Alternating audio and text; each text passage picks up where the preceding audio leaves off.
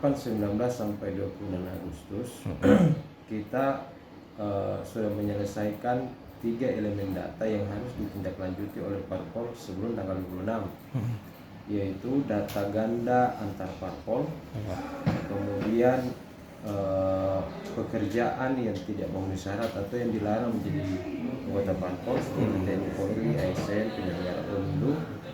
Yang ketiga adalah data yang potensi tidak memenuhi syarat, belum memenuhi syarat karena usia. Jadi usia ini di bawah 17 tahun tapi belum menikah. Nah, makanya parpol akan menindaklanjuti kalau dia datanya ganda lintas parpol, maka parpol harus membuat surat pernyataan anggota yang bersangkutan yang menyatakan bahwa dia memilih parpol yang mana. Jadi surat pernyataannya seperti itu. Dia harus menentukan parpol yang mana yang dia pilih.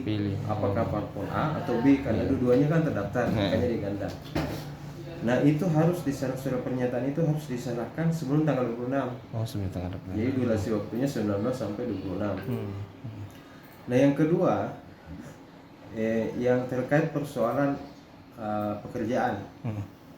Apabila ada pekerjaan yang ASN atau TNI Polri yang dimasukkan oleh parpol, itu akan diminta kepada parpol untuk membuat surat pernyataan apakah yang bersangkutan itu sudah bukan lagi ASN misalnya, TNI Polri misalnya, pensiunan kayak. Harus dibuktikan dengan surat pernyataan dan SK.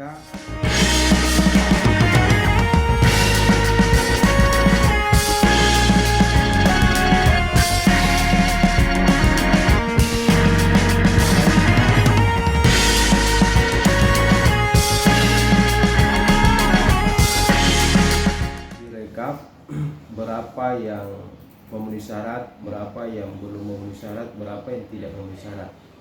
Nah, tanggal 1 akan direkap tingkat provinsi, lalu kemudian disampaikan ke pusat sampai tanggal 12 bahwa pusat akan memutuskan berapa jumlah yang itu tadi secara se-Indonesia ya. Nah, tanggal 15 KPU parpol akan melakukan perbaikan dalam hal data-data yang belum memenuhi syarat.